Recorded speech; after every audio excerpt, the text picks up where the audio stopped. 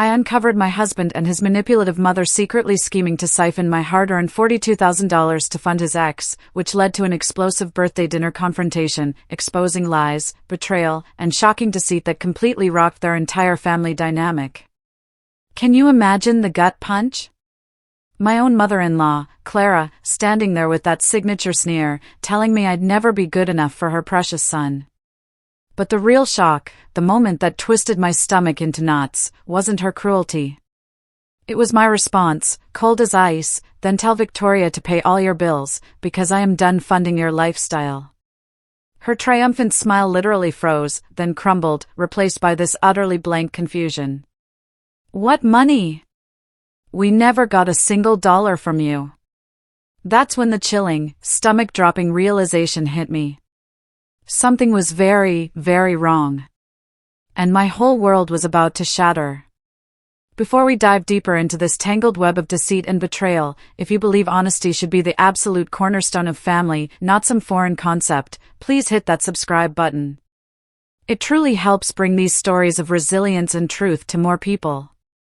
Now, let's peel back the layers and uncover the horrifying truth behind my money, my marriage, and my shattering awakening. 18 months earlier, I was a different woman entirely. A woman who, embarrassingly, still believed in the fairy tale of marrying into a difficult family and that, somehow, with enough patience and effort, they'd eventually accept me. My mornings at Sterling and Finch Financial started sharp at 7 a.m. I was usually there before the security guard even finished his coffee, taking the elevator up to my corner office on the 14th floor. That view? It was everything I'd worked for. Glass towers catching the sunrise, the city waking up below. My world was about analyzing portfolios worth more than most people would see in 10 lifetimes, tracking derivatives, catching discrepancies that saved our clients millions. Rachel, my amazing assistant, would bring my green tea in the Tiffany mug Alex bought me for our anniversary. The Monroe account has some interesting movement, she'd say, and I'd dive into spreadsheets that told stories of money flowing where it shouldn't. The irony of that still burns, even now, because I could spot financial fraud from 1,000 yards away in someone else's life. Alex would text around 10, usually something sweet about lunch or a reminder about dinner with his parents. He was a freelance consultant, business strategies, workflow optimization, vague descriptions that sounded impressive but generated totally unpredictable income. Some months he'd land a big client, sweeping me off to expensive restaurants to celebrate. Other months, I'd quietly cover our mortgage, his car payment, and the credit cards, never, ever mentioning it. We'd been married 3 years, together for 5. He was charming, with dark eyes that crinkled when he laughed, and hands that always found mine in a crowd. I loved how he'd dance with me in our kitchen while dinner cooked, how he'd leave notes in my lunch bag. He made me feel chosen. Every Saturday, we'd drive to Queens to visit his parents. 40 minutes of holding hands, listening to whatever podcast he was obsessed with that week. But the moment we pulled into their building's parking lot, something would shift. His hand would slip from mine. His shoulders would tense. By the time we climbed the 3 flights to their rent-controlled apartment, he transformed into someone else's son. Arthur, his father, would answer the door with genuine warmth. "Clara, you look beautiful as always." He'd take the wine I brought, always the same $15 Merlot Eleanor never drank, but I kept bringing it anyway. The flowers I'd picked up from the corner bodega would disappear into a vase, barely acknowledged. Eleanor would be holding court in her living room, surrounded by photos of Alex from every stage of life, except the recent ones that included me. She'd look up from whatever she was pretending to read and offer that tight smile that never, ever reached her eyes. "Oh, you're here, Alex. Did you see the article about Victoria's promotion? She's doing so well at the nonprofit. Remember how she used to organize those charity galas?" And there it would begin. The Victoria Show. Victoria's new job helping underprivileged youth. Victoria's volunteer work at the animal shelter. Victoria's magical ability to make Eleanor's arthritis pain disappear just by entering the room. The woman had been gone for 4 years, but her ghost sat at every dinner table, hung in the air of every single conversation. Victoria made the most amazing lasagna, Eleanor would sigh, looking at my carefully prepared casserole. She had this special ingredient, love. Alex would shift uncomfortably, maybe squeeze my knee under the table, but he would never speak up. Never say, "Mom, Clara's right here." Never mention that Victoria had cheated on him with his former best friend, which is why they'd broken up in the first place. That crucial detail had been conveniently erased from family history. The financial situation came up gradually, then all at once. First, it was comments about fixed incomes not keeping up with inflation. Then specific mentions of medical costs. Eleanor's arthritis required injections. Medicare only partially covered them. Arthur's heart medication cost $300 a month after insurance. Their rent had gone up twice in 2 years. And Arthur, at 70, had started working part-time at a hardware store just to make ends meet. One Thursday evening, I was deep in quarterly reports when Alex appeared in my home office. He had that look, the one that meant he needed something but didn't want to ask. He sat on the edge of my desk, playing with my stapler. "Mom called today. Dad's been skipping his medication to make it last longer." I looked up from my screen. "That's dangerous. He needs those pills." "I know." Alex ran his hand through his hair, a gesture I'd learned meant deep anxiety. "They're drowning, Clara. Mom's too proud to ask for help, especially from you. But they need it." "How much?" I asked. "Maybe $2,000 a month. Just temporarily, until they figure something out." I studied his face. There was real worry there. These were his parents. And despite Eleanor's coldness toward me, Arthur had always been kind. "We can do that." "There's one thing," Alex said, not meeting my eyes. "Mom doesn't understand online banking, gets confused by all the technology, and Dad's pride, he can't handle taking money from his son's wife. If I could receive it and pass it along, tell them it's for my consulting work picking up." It made sense at the time. Eleanor was 71, always complaining about computers. Arthur was old school, the kind of man who still insisted on paying for dinner even when he could barely afford it. So, I agreed. Setting up automatic transfers from our joint account to Alex's personal one. Each carefully labeled in my spreadsheet, Eleanor's arthritis treatment. Arthur's medication. Apartment maintenance. $2,000 a month. Then $2,500 when the rent increased. Small amounts to someone analyzing million-dollar portfolios, but they added up. This was family, I told myself. This was what you did for family. Even when that family spent every dinner reminding you how inferior you were to a woman who'd been gone for years. 3 months into sending money, the transfers had become as routine as my morning coffee. That March evening, we sat around Eleanor's dining table, eating pot roast that was somehow both dry and swimming in grease. The apartment smelled of overcooked vegetables and the lavender air freshener Eleanor used to mask the mustiness of old carpet. "I had to skip my injection again this week," Eleanor announced, cutting into her meat with dramatic precision. "These treatments are just so expensive. Sometimes I wonder if the pain is worth bankrupting us." My fork stopped halfway to my mouth. The previous Tuesday, $2,400 had left my account, specifically marked for her arthritis treatment. I turned to Alex, but he was already redirecting the conversation with practiced ease. "Leo got a new motorcycle," he said, gesturing toward his younger brother. "Show Clara the pictures." Leo pulled out his phone, eager to display the chrome and black Harley he'd somehow acquired despite being unemployed for 6 months. "Got a great deal from a friend who needed quick cash," he explained, scrolling through photos of himself posing with the bike around Queens. Eleanor didn't seem to register the oddity of her broke son buying a motorcycle while she supposedly couldn't afford medical care. She just smiled at Leo with the warmth she never directed at me, reaching over to pat his hand. "You deserve nice things, sweetheart. You've been through so much." The next few weeks brought more peculiarities. Alex's laptop, always casually open on our kitchen counter, suddenly required a password. New client contracts, he explained when I asked. They're paranoid about confidentiality, tech startup stuff. You know how it is. I didn't know how it was, actually. His consulting work, always vague, became actively secretive. Phone calls that used to happen at the kitchen table moved to the garage. Better reception out there, he claimed, though we'd never had signal problems before. Bank statements that used to pile up on our entry table started disappearing. I'd see the mail carrier deliver them, but by evening, they'd vanished. When I asked, Alex would pat my shoulder with that reassuring touch he'd perfected. I'm organizing everything for taxes. Found this new system online. You focus on your big accounts at work.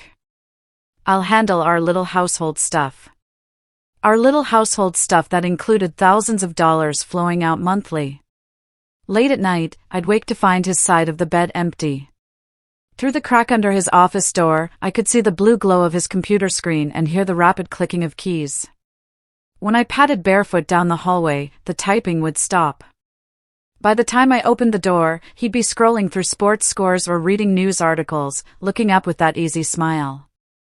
Couldn't sleep. Didn't want to wake you with my tossing and turning. One Sunday in April, Arthur scared us all. We were finishing Eleanor's dry pound cake when he stood to clear plates and swayed dangerously.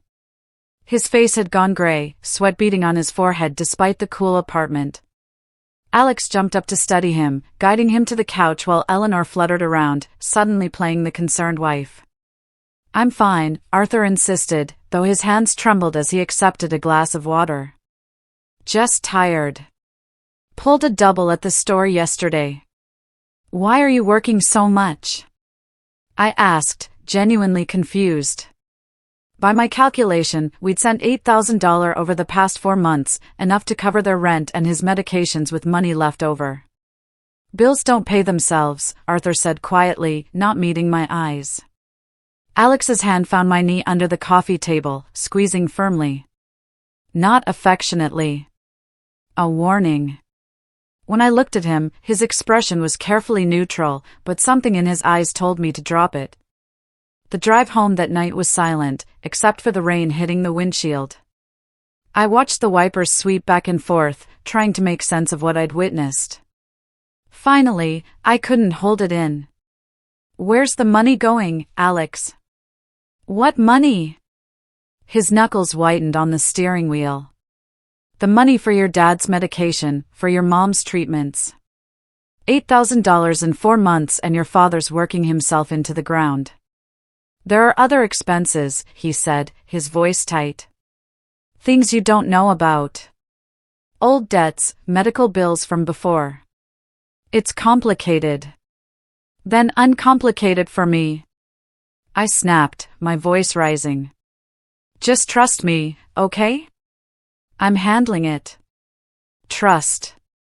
Such a small word carrying so much weight. The breaking point came during Chloe's book club. Alex's sister had insisted on hosting at our house, claiming our living room had better natural light. 7 women descended on a Tuesday evening, armed with wine bottles and opinions about a memoir none of them had actually finished. By the 3rd bottle of Pinot Grigio, Chloe had shifted from literary criticism to family gossip. Her voice carried into the kitchen where I was refilling the cheese platter. Alex has been so good to Victoria lately, she gushed to her friend Carol.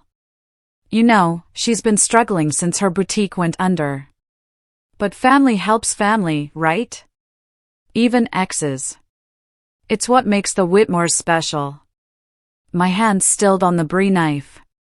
Carol made appropriate sympathetic noises. How long were they together again? 6 years. Can you believe it? Everyone thought they'd get married. Eleanor still has the wedding magazines she collected for them. But timing, you know. Victoria needed to find herself, and Alex needed to, well, he found Clara. The way she said my name, like I was a consolation prize Alex had settled for. I walked back into the living room, carrying the cheese plate. My face carefully arranged in hostess neutrality. Victoria is having a hard time? I asked casually, setting the plate on the coffee table. Chloe's eyes widened, suddenly realizing I'd been listening. The wine had made her careless. Oh, just normal stuff. Starting over is hard. Alex mentioned. I mean, I heard somewhere that she's doing better now. Alex mentioned, no, I mean, maybe. I don't really remember where I heard it. She was backpedaling frantically now, shooting looks at the other women for help. Probably Facebook. You know how news travels. That night, I lay in bed listening to Alex's even breathing beside me. His sleep was peaceful, untroubled. His arm draped over my waist the way it had every night for 3 years. The same arm that held me during scary movies, that pulled me close in crowded places, that made me feel safe and chosen.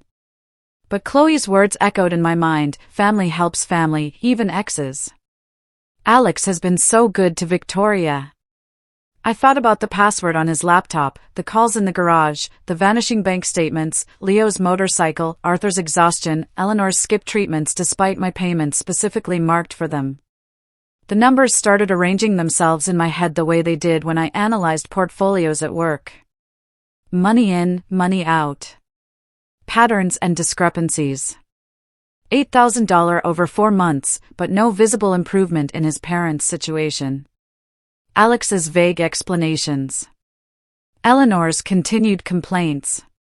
And now, Victoria's name surfacing like a body that wouldn't stay buried. I turned to study Alex's face in the darkness. He looked younger asleep, almost innocent. The worry lines that creased his forehead during the day smoothed out at night. This was the man I'd married, who'd promised to love and cherish me, who'd stood at the altar and said I was his future. But futures, I was learning, could be built on very shaky foundations. Sleep became impossible after Chloe's wine-fueled revelation about Victoria. I spent the rest of that week moving through my days like a ghost, analyzing portfolios at work while my mind churned through possibilities. Alex noticed nothing. Still kissing me goodbye each morning. Still texting me heart emojis at lunch. Still curling around me at night like everything was normal. Thursday morning, he left for what he called an early client meeting. I watched from our bedroom window as his car disappeared around the corner, then stood there for another 5 minutes to make sure he wouldn't circle back for something forgotten. The house felt different when I was alone with my suspicions. Every corner seemed to hold secrets. Every drawer might contain evidence. His laptop sat on his desk in the home office, closed but not locked away. Alex had grown comfortable in his deception. Careless with his tools. I opened it and faced the password screen. My fingers hovered over the keys. Our anniversary date? Nothing. His birthday? Nothing. I tried variations of our street address, his mother's maiden name, even Eleanor 1952 in desperation. Then, almost as a bitter joke, I typed Victoria 2020. The screen unlocked. My chest tightened as his desktop appeared, cluttered with folders and files I'd never seen.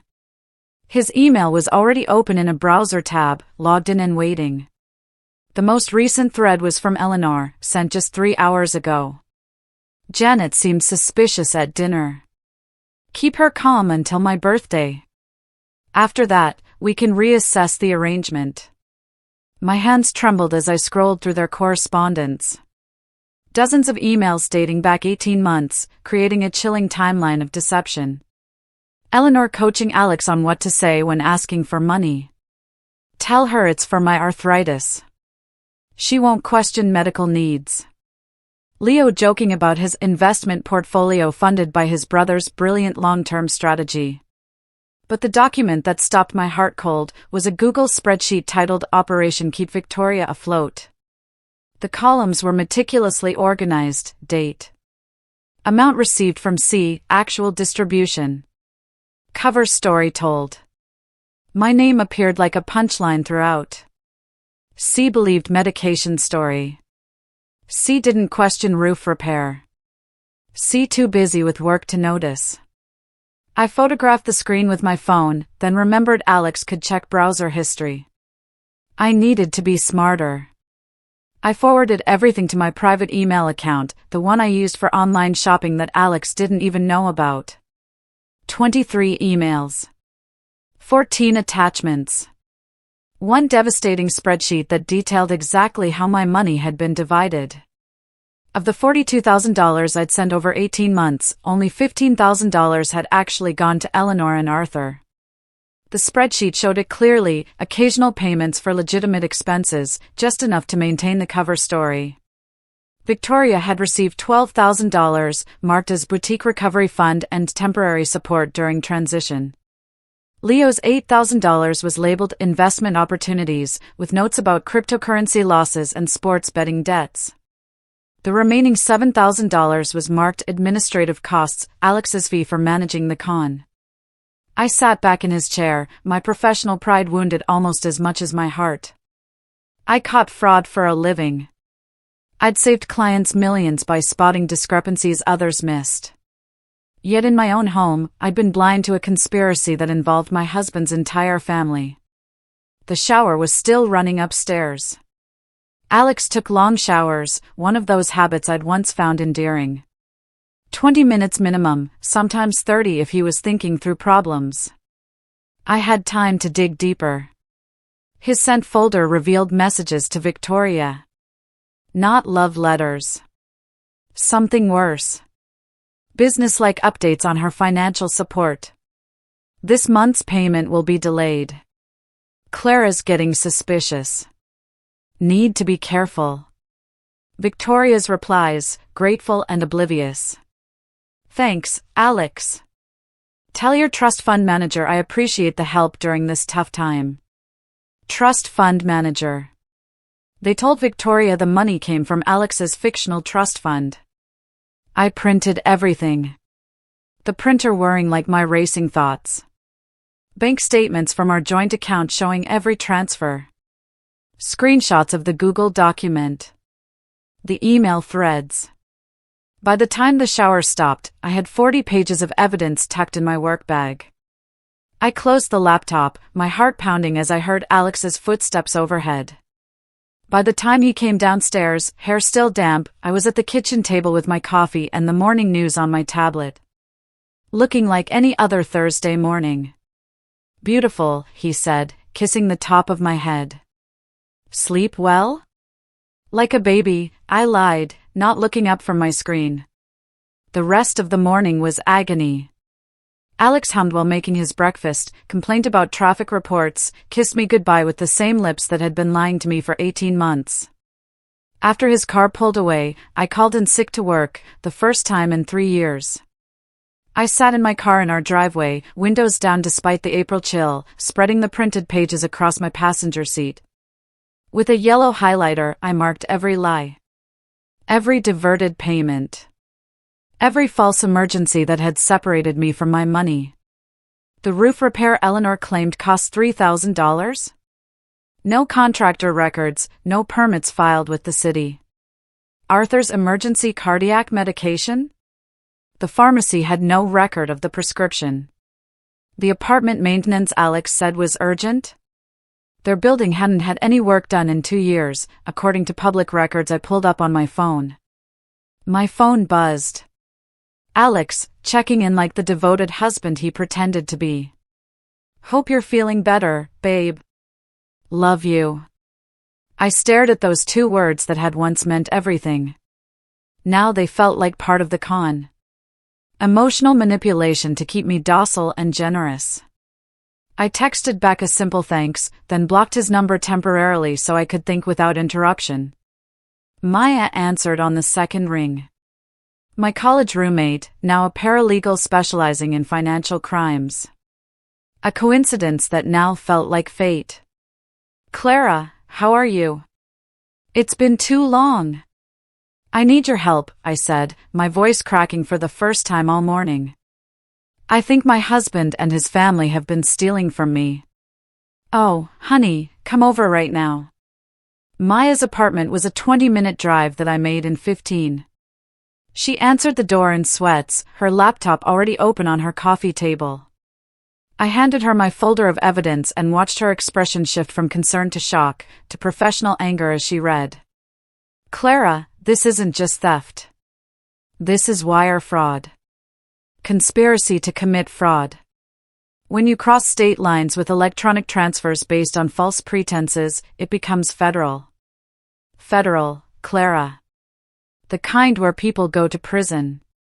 Your husband could get 5 years. Eleanor and Leo could be charged as co-conspirators. She pulled up legal databases on her laptop, showing me similar cases. You have everything documented. This is a prosecutor's dream case. We spent 3 hours building a comprehensive file. Maya helped me create a timeline, organize evidence, and prepare an affidavit. She also gave me advice I didn't want but needed to hear. Don't confront them alone. Don't give them time to coordinate stories or destroy evidence. And whatever you do, don't let them know you know until you're ready to use it. Eleanor's birthday dinner is Saturday, I said, an idea forming. The whole family will be there.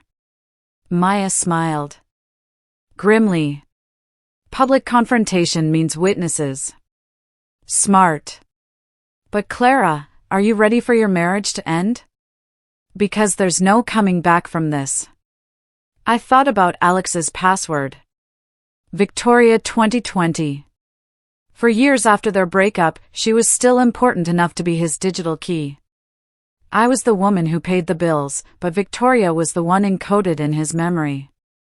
Our marriage ended 18 months ago, I said. I just didn't know it yet. Friday passed in a blur of forced normalcy.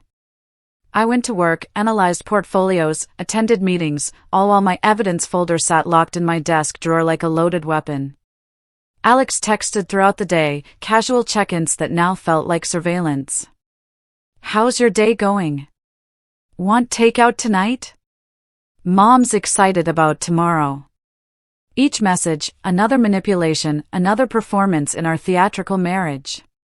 That evening, he found me in the bathroom applying mascara for our traditional pre-birthday dinner date night, his arms wrapped around my waist from behind, his chin resting on my shoulder as we looked at our reflection. You look beautiful, he murmured against my neck. Mom doesn't deserve you at her party.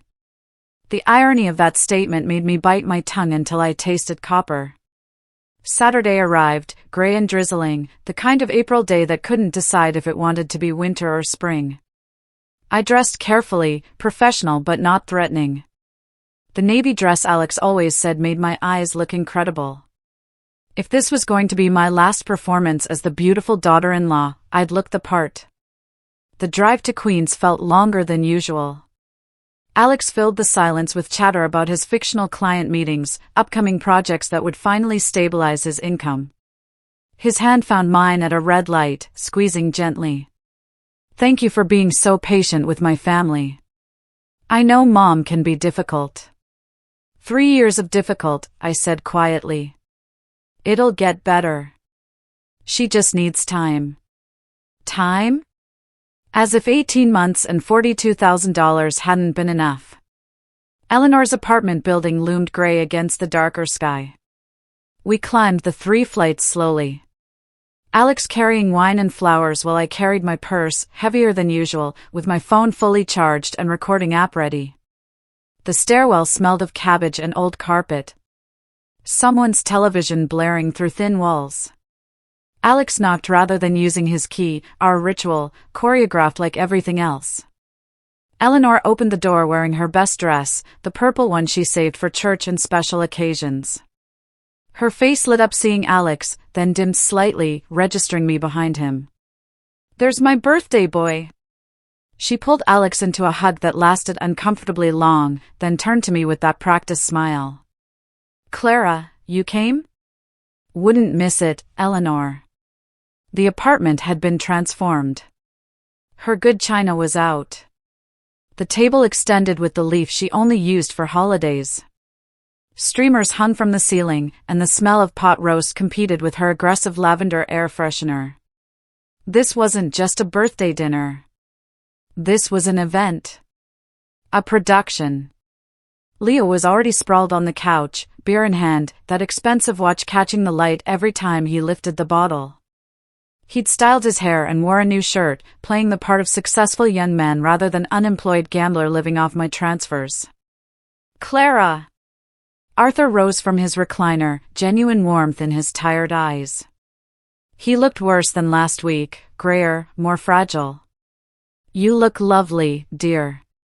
Chloe arrived minutes later with her husband, Ben, who immediately parked himself in front of the television with Leo.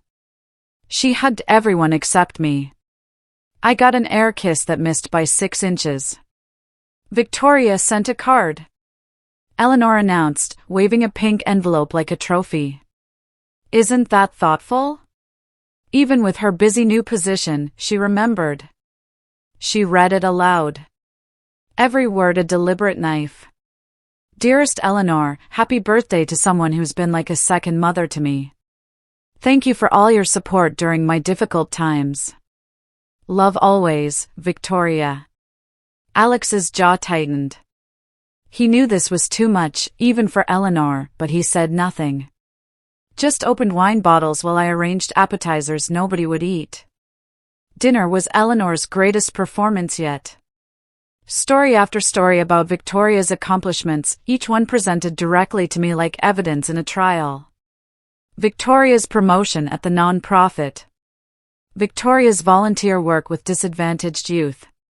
Victoria's natural ability to make everyone feel special. Unlike some people who just throw money at problems. That last comment made Alex flinch, but still, he stayed silent. The cake came out, grocery store yellow cake with thick, sweet frosting, declaring, Happy 72nd Barbara in purple script. We sang while Eleanor basked in attention. Her eyes locked on mine during the entire song, like a predator watching prey. After she blew out the candles, after the obligatory applause died down, Eleanor set down her cake server and turned to face me fully. The room felt suddenly smaller, everyone leaning in slightly like they'd been waiting for this moment. You know, Clara, she began, her voice carrying that false sweetness that preceded every insult. I've been thinking a lot lately about compatibility. About how some people just fit while others never quite manage it. Alex grabbed my hand under the table, not in support, but in warning. Eleanor continued, each word carefully chosen. Victoria understood Alex in a way that was special. They had this connection, this natural rhythm. She knew what he needed without being told. She made him better just by existing. Mom, Alex said quietly, but she raised her hand to silence him. I'm just being honest. Clara deserves honesty, doesn't she? Eleanor's smile was razor sharp. You try, dear. We can all see you try, but you'll never be as good as Victoria. You'll never measure up to what she and Alex had.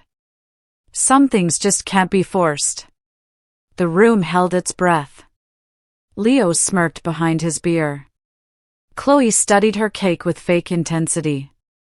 Ben kept watching football. Arthur stared into his coffee like it held escape routes. And Alex. Alex sat there, my hand in his, and said absolutely nothing. That's when I heard my own voice, steady and clear. Then tell Victoria to pay all your bills. I'm done funding your lifestyle. The words landed like grenades in the silent room. Eleanor's triumphant smile froze, then crumbled into confusion. What? What money? We never got a single dollar from you. The lie was so brazen, so absolute that for a second, I wondered if we were all living in different realities. But then I saw Alex go pale. Saw Leo's smirk die. Saw Chloe's eyes widen with panic. I pulled up my phone with deliberate calm, opening my banking app with steady fingers. Should we review the transfers, Eleanor, or would you prefer to maintain this fiction that you've never received money from me? January 2023, I began, my voice carrying the same professional tone I use presenting to clients. $2,400 for Eleanor's arthritis treatment. February 2023, $2,300 for apartment repairs. March 2023, $2,500 for Arthur's medication. Each month fell into the silence like stones into water. April. May. June. The numbers adding up while faces around the table transformed. Eleanor's confusion shifted to something else, something like fear. Leo set down his beer with a shaking hand. Chloe pressed herself back in her chair as if trying to disappear. July 2023, $3,000 for emergency roof repair. August. September. October. Should I continue? 18 months of transfers, Eleanor. $42,000 total. All carefully documented. All sent to Alex for your supposed medical expenses. Arthur's coffee cup rattled against the saucer as he set it down. His voice, when it came, was barely above a whisper, but carried the weight of mountains. Alex, did you give us Clara's money? The question hung in the air between father and son like a blade waiting to drop. Alex's mouth opened and closed, searching for words that might soften what was coming. His face had gone the color of old paper, and his hand released mine to grip the edge of the table. It's complicated, he finally managed, the words barely audible. Uncomplicated, I said, my voice steady as granite. Alex looked around the table like he was searching for allies, but found only waiting faces. Even Eleanor seemed to hold her breath, whether from fear or anticipation, I couldn't tell. Victoria reached out to me 6 months after you and I got married, he began, his words tumbling out in a rush. Her boutique was failing. She had invested everything, her savings, loans from friends, maxed out credit cards. She was going to lose her apartment. So, you gave her my money? I stated, not asking. It wasn't supposed to be like this. Alex's voice cracked, revealing the boy beneath the man. Mom said, she thought, we all believed Victoria just needed time to get back on her feet. That she and I were meant to be together. And I was, what, Alex? He couldn't meet my eyes. Convenient. Stable. Someone who could help during the transition. Transition. There it was. The word that reduced our entire marriage to a temporary arrangement, a bridge between Alex's past and his supposedly inevitable future with Victoria. You knew. I turned to Eleanor, whose face had transformed into something I'd never seen before. Not the sneering superiority I was used to, but something harder, more calculating. You orchestrated this whole thing. Eleanor straightened in her chair, and when she spoke, her voice had lost all pretense of sweetness. Victoria and Alex belonged together. Anyone could see that. You were never supposed to be permanent, Clara. You're too cold, too focused on numbers and careers. Victoria understood family. She understood what Alex needed. What he needed was my money. Apparently, your money was the least you could contribute, Eleanor shot back, her mask completely gone. I taught Alex exactly how to approach you. When to ask. How much to request. What stories would work. Every month, we'd review what worked and what didn't.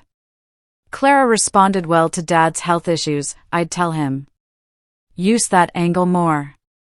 Ben had muted the television.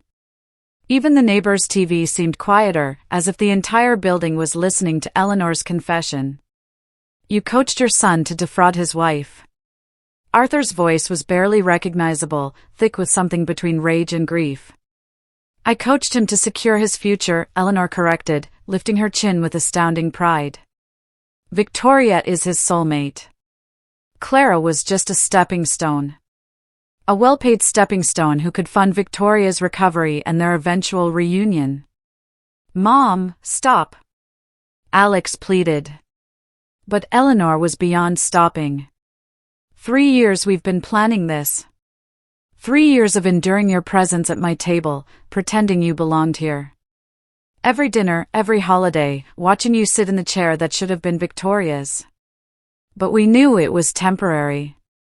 Once Victoria was stable, once her business debts were paid, Alex could divorce you and be with the woman he actually loves. Each word was a calculated blow, delivered with the precision of someone who'd been rehearsing this speech in her mind for months. The strange thing was, instead of feeling destroyed, I felt oddly liberated. The mask was off. The pretense was over. This was the real Eleanor. The real family I'd married into. Arthur's chair scraped against the floor as he stood, his whole body shaking. You let me work double shifts. You let me skip my heart medication. You watched me nearly collapse from exhaustion. All while you were stealing from Clara to give to that woman. We weren't stealing. Alex protested weakly. It's marital assets. Community property. What for? I cut him off. To commit fraud? To document false expenses? I pulled up my phone again, scrolling to the Google Doc screenshot. Should I read from your own records, Alex? March 15th, told C the roof was leaking, actually for Victoria's rent. April 2nd, Dad's medication story worked perfectly. C didn't question the amount. Leo, who'd been silent till now, suddenly knocked over his beer bottle trying to stand. The liquid spread across Eleanor's good tablecloth, but nobody moved to clean it. This is insane, he muttered, his eyes darting toward the door. I didn't. I thought the money was from Alex's consulting. Mom said he was doing really well. Doing well?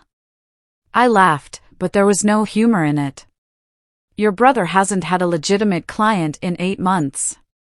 That watch you're wearing, that motorcycle, paid for with money I sent for your father's heart medication. Leo's hand went automatically to the watch, a Rolex that gleamed under the dining room light. Mom said Alex gave me an investment opportunity. Cryptocurrency. I was going to pay it back when it went up. $8,000, Leo. You took $8,000. That was supposed to keep your father healthy. I didn't know. Leo's voice pitched high with panic. Mom handled everything. She said it was family money that we all deserved to share. A share of what? Arthur's voice boomed, making everyone jump. I'd never heard him raise his voice before. A share of theft. A share of fraud. My own family conspiring behind my back while I worked myself into the ground. You were never supposed to work those extra shifts, Eleanor said, her tone shifting to irritation, as if Arthur was ruining her carefully laid plans. If you just accepted that we needed help. This isn't help. This is theft. Grand larceny. Wire fraud. Arthur's face had gone from gray to red, veins standing out on his neck. Chloe finally spoke up, her voice small. I didn't know about the money, but I knew about Victoria. Alex has been meeting her for coffee every week. Sometimes dinner. I thought Clara knew. Another piece clicked into place. All those client meetings, those networking events, those late nights at the office, how many were actually spent with Victoria? Every week? I asked Alex directly. He nodded miserably. We needed to coordinate the payments. Make sure her creditors were being paid in the right order. It was business. Business, I repeated. Is that what you call it when you password protect your laptop with her name and the year you met? Alex's head snapped up. You went through my computer. Victoria 2020. Really, Alex? Not even creative enough to use something that wasn't about her. Eleanor stood up, trying to regain control of her narrative. None of this matters. Victoria and Alex will be together eventually. You can't stop destiny, Clara. You are always just convenient. Yes, Eleanor. You've made that crystal clear. The convenient fool who funded your son's ex-girlfriend's lifestyle while you all laughed behind my back. We never laughed, Alex said quietly. No. Then what do you call the family group chat I was never added to? The one where you all discussed how to manage Clara, how to keep me comfortable but controlled. Alex's silence was all the confession I needed. I reached into my purse and pulled out the folder Maya had helped me prepare, thick with evidence, tabbed with colored sticky notes, professional as any case file I'd presented at Sterling and Finch. You want to know what this is? I set it on Eleanor's birthday cake, right in the frosting. This is 18 months of wire fraud, documented and verified. Eleanor reached for the folder, but I placed my hand on top of it. Not yet. First, you're going to listen. I opened the first tab, holding up the printed emails for everyone to see. Email from Eleanor to Alex. February 12th, tell Clara the roof is leaking. She won't verify with the landlord. Email from Alex to Leo. March 3rd, Mom says you need $8,000. Clara thinks it's for Dad's medication, so act accordingly if she asks. You had no right to read private emails. Eleanor started, but her voice had lost its power. Actually, I had every right to read emails discussing how to steal my money. I flipped to the next section. Bank statements showing every transfer, $42,000 total. Each one annotated with what I was told versus where the money actually went.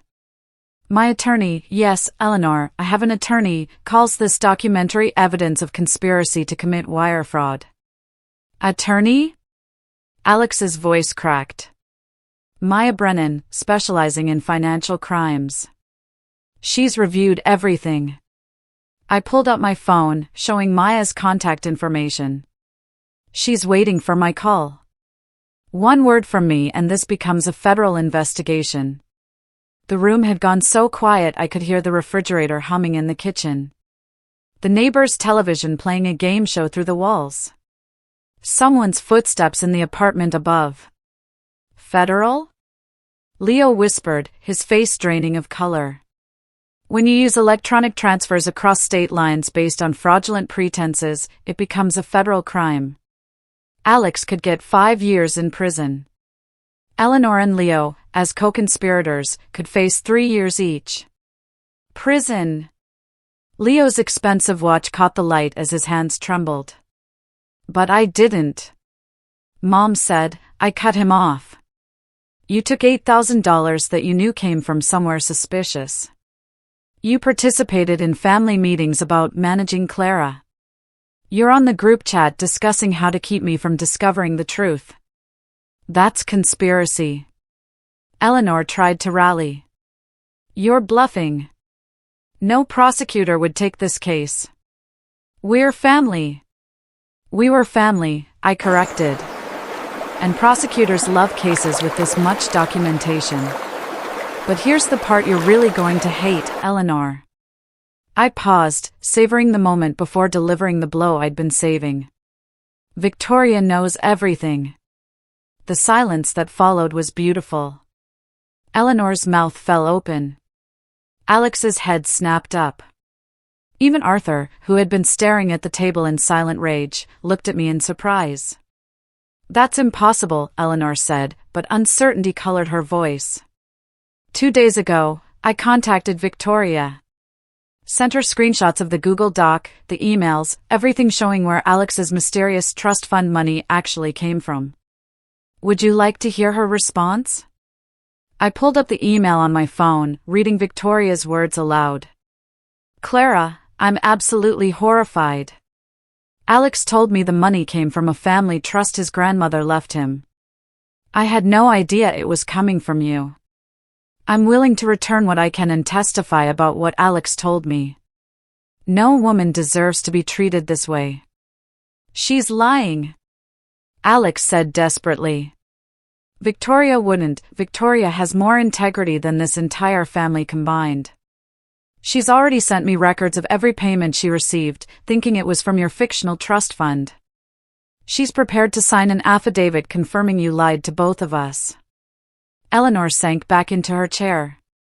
The purple dress that had seemed so regal now making her look like a deflated party balloon. The queen of manipulation, realizing her chosen princess had switched sides. But the best part, I continued, pulling out a printed text exchange.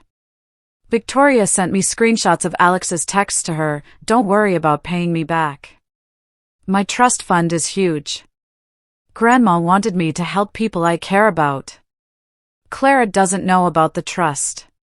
She might feel weird about me having family money." I looked directly at Alex. "You lied to everyone. To me about where the money was going. To Victoria about where it came from. To your parents about, actually, I'm not sure you told your parents any truth at all." Ben had abandoned all pretense of watching TV, staring at the unfolding disaster with his mouth open. Chloe was crying silently, mascara running down her cheeks. Arthur's hands were clenched into fists on the table, his knuckles white. "So, here's what's going to happen," I said, pulling out the documents Maya had prepared. 1. Alex signs this postnuptial agreement acknowledging the $42,000 debt. Eleanor and Arthur sign these affidavits confirming they never received the money I sent for their expenses. Leo documents every cent he took and agrees to a repayment plan. Everyone cooperates, and this stays a civil matter. Option 2? Eleanor asked, though she clearly didn't want to know. Option 2, I call Maya right now. She contacts the FBI tomorrow morning. They freeze your accounts, investigate your finances, and you explain to federal agents how you orchestrated 18 months of wire fraud. I spread 3 documents on the table, pushing aside birthday cake plates and Eleanor's anniversary china, a postnuptial agreement for Alex, affidavits for Eleanor and Arthur, a financial disclosure for Leo. "This is extortion," Eleanor said weakly. "This is consequence," I corrected. "Something none of you have faced before." Alex reached for the pen with a shaking hand. "If I sign this, what happens?" "We divorce. You repay the money from your retirement fund and future earnings. You stay out of prison. You get to keep your professional reputation. What's left of it?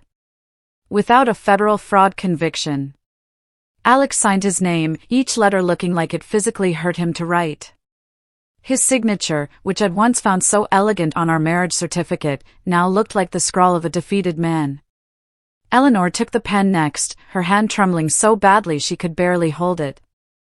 "I never thought, no, you never thought I'd find out. You never thought the convenient fool with a paycheck would figure out your scheme."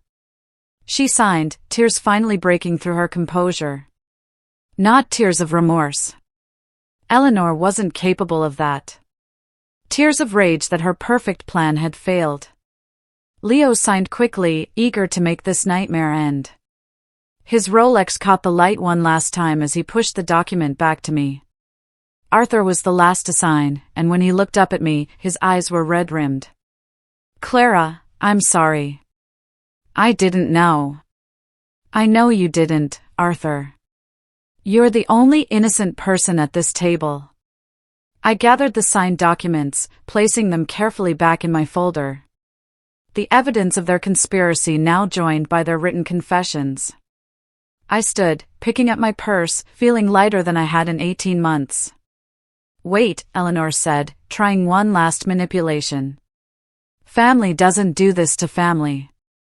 I turned at the doorway, looking back at the wreckage of Eleanor's birthday dinner. The cake with evidence folders crushing its frosting. The signed confessions among the china. The family that had conspired against me now turning on each other with accusations and blame. "Family doesn't steal from family either," I said. "Happy birthday, Eleanor." I walked down those 3 flights of stairs and out into the April drizzle, leaving behind the wreckage. My phone started buzzing before I even reached my car. Alex calling. Texting the family group chat I'd never been part of. Suddenly desperate to include me. I turned the phone off completely and sat in my car, rain pattering against the windshield, feeling something between exhaustion and exhilaration. The drive home was surreal. The same route I'd taken with Alex just hours earlier. But now I was alone, my marriage effectively over. my evidence folder on the passenger seat like a silent witness to what had just happened. I stopped at a red light and caught my reflection in the rearview mirror. My makeup was still perfect.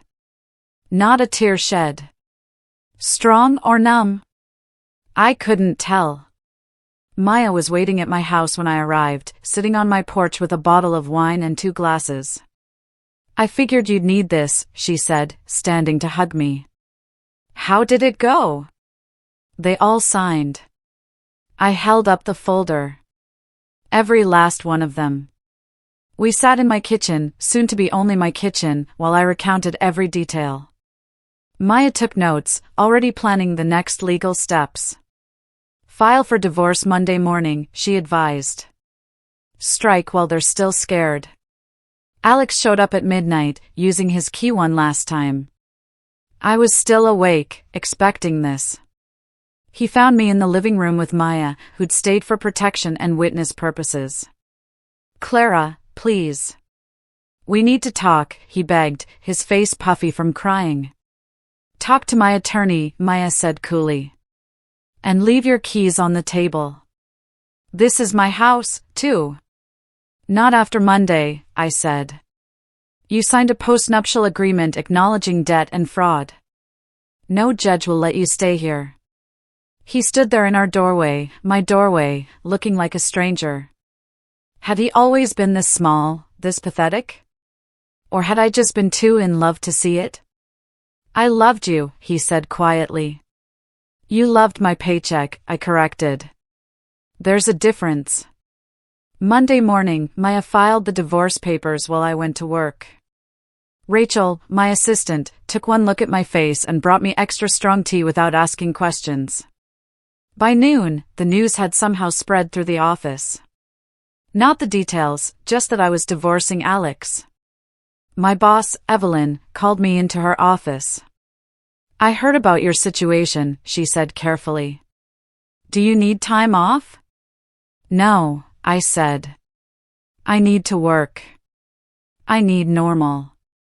She studied me for a moment. There's a senior partner position opening next month. I wasn't going to mention it yet, but given everything, maybe focusing on your career would be good for you. Alex was served at his parents' apartment that afternoon. He called me 17 times before I blocked his number. Then Eleanor started calling from her landline, leaving voicemails that progressed from pleading to threatening to sobbing.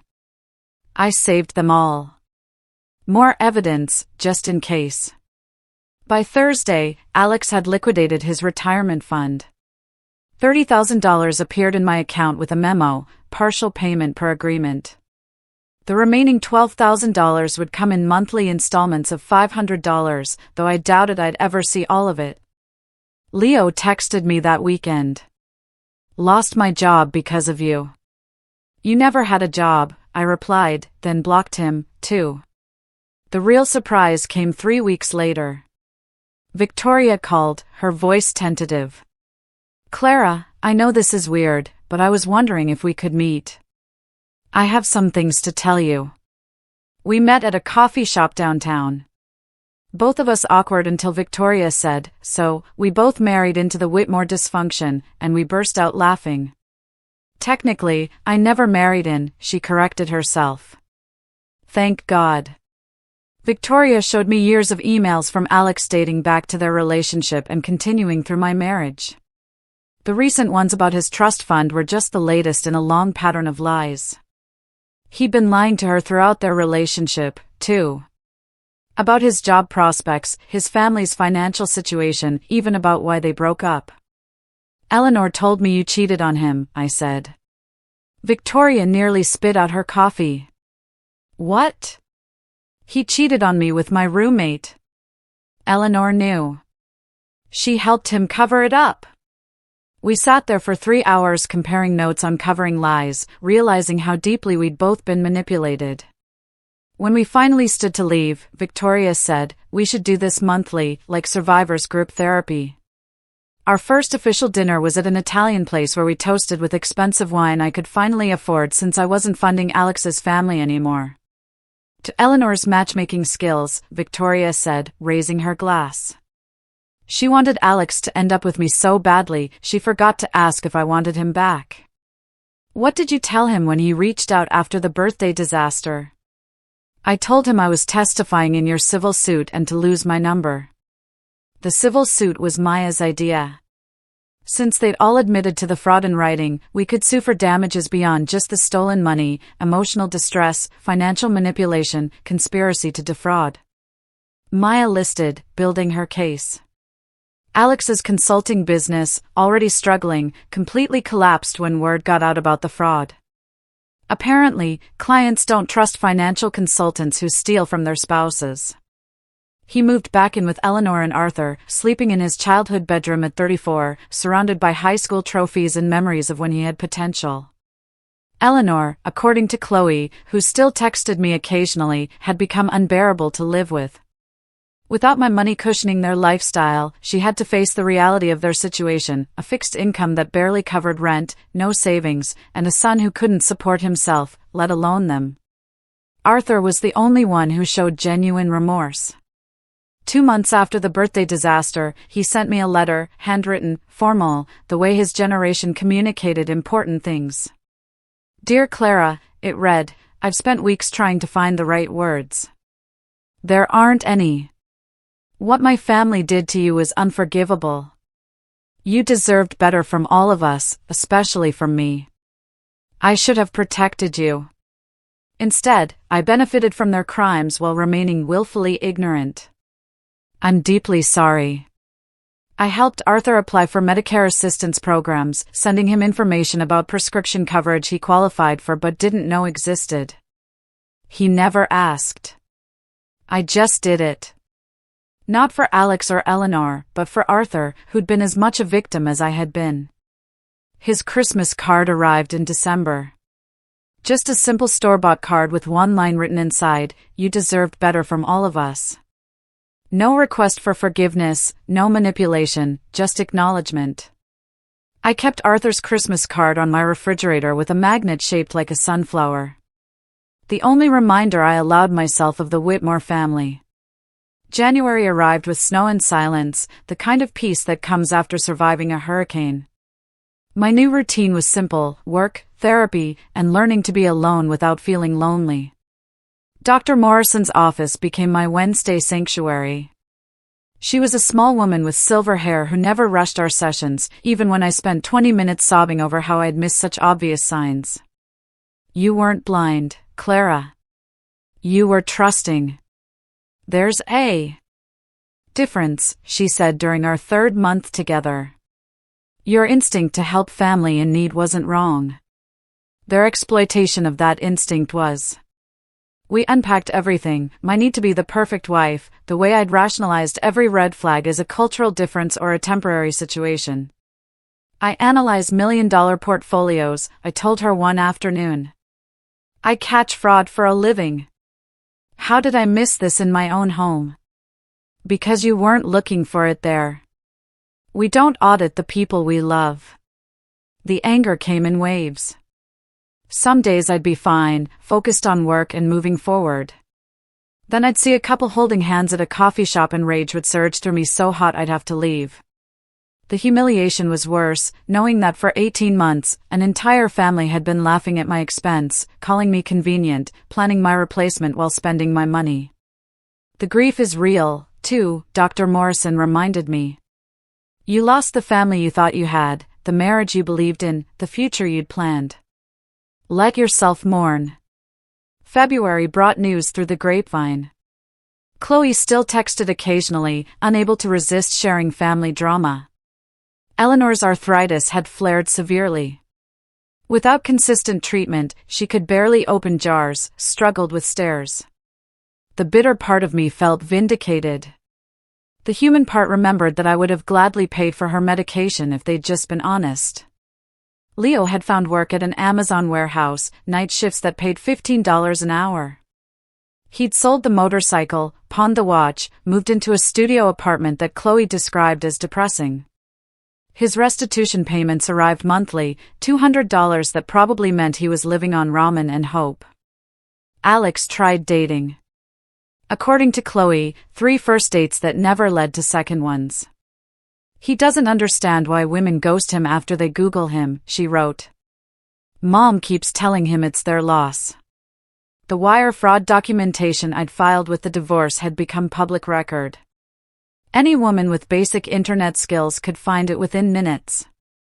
Alex Whitmore, financial consultant who defrauded his wife. Not exactly dating profile material. March marked 6 months since the birthday confrontation. Victoria and I had our regular dinner at a Thai restaurant. Our friendship evolving from shared trauma to genuine connection. She'd started dating someone new, a teacher who knew her whole story and didn't care. He actually thanked Alex, she laughed. Said if Alex hadn't been such a disaster, we'd never have met. That night, Victoria suggested something that changed everything. We should help other women. How many are out there right now funding their husband's secrets, thinking they're crazy for being suspicious? We started small, a Facebook group called Receipt Keepers for women who suspected financial abuse in their relationships. Within a week, we had 50 members. Within a month, 300 women sharing stories that echoed mine. Money disappearing. Elaborate lies. Family conspiracies. I wrote our first guide, Red Flags and Financial Abuse. Victoria contributed When Family Becomes the Enemy. We fielded questions, reviewed bank statements, helped women document their suspicions. What began as processing our own trauma transformed into something larger. My promotion to senior partner came through in April. Evelyn called me into her office with champagne. Your handling of your personal situation showed remarkable professionalism, she said.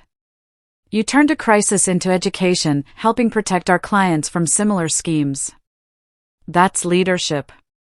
The raise was substantial, more than enough to cover what I'd lost to the Whitmores. I celebrated by buying a new apartment, smaller than the house I'd shared with Alex, but entirely mine. No memories in the walls, no ghosts in the corners. Moving day was emotional. Victoria helped, along with 2 women from Receipt Keepers who'd become real friends. We painted the living room a soft blue. Hung curtains that Alex would have hated. Arranged furniture without considering anyone else's opinion. This is your revenge, Victoria said, looking around the space. Living well, helping others, becoming who you were meant to be without them. May brought an unexpected message from Arthur. Not a letter this time, but an email through the Receipt Keepers website. Clara, I wanted you to know that I've left Eleanor. Living with my brother in New Jersey now. The birthday dinner opened my eyes to more than just the money. Thank you for showing me the truth, even though it hurt. I'm getting help for my health through the programs you suggested. I read it 3 times before responding with a simple wishing you health and peace. Eleanor's empire had truly crumbled. Without Arthur's Social Security supplementing their income, without my money flowing in, without Leo contributing, she was alone with Alex in that apartment. 2 people who'd built their relationship on deceiving others, now stuck with only each other. By June, Receipt Keepers had become a registered nonprofit. We held our first in-person workshop at the community center, teaching women how to track finances, document suspicious activity, and protect themselves legally. 30 women attended. 3 were actively planning exits from abusive financial situations. You saved my life, one woman told me after, showing me spreadsheets she created based on our template. I thought I was paranoid. You showed me I was right. Standing in my apartment that evening, windows open to the summer air, I thought about revenge. It wasn't the dramatic confrontation at Eleanor's birthday, though that had felt satisfying. It wasn't the legal documents or the recovered money. It wasn't even watching their lives fall apart without my financial support. Real revenge was this, transforming pain into purpose. Building a life they couldn't touch. Helping other women avoid my mistakes. Creating a chosen family of survivors who understood that documentation beats gaslighting every single time. Eleanor had been so wrong about one thing in particular. She'd said I was too cold, too focused on numbers and careers. But those very qualities, the analytical mind, the attention to detail, the insistence on documentation, had saved me. And now they were saving others. My phone buzzed with a receipt keeper notification. Another woman joining. Another story shared. Another person learning that suspicious feelings usually mean something. And receipts never lie. I thought about Alex, probably sitting in that apartment listening to Eleanor complain about her arthritis, about Leo heading to another warehouse shift, about the family that had united to deceive me now fractured beyond repair. Then I closed the notification and made dinner in my kitchen, in my apartment, in my new life. Eleanor was right about one thing. I'd never be as good as Victoria. I was better. I was free. Music swells slightly, then fades out softly, so, tell me in the comments below, if you discovered your partner and their family were orchestrating a financial scam against you like this, what would be your very first move? I'm genuinely curious to hear your thoughts.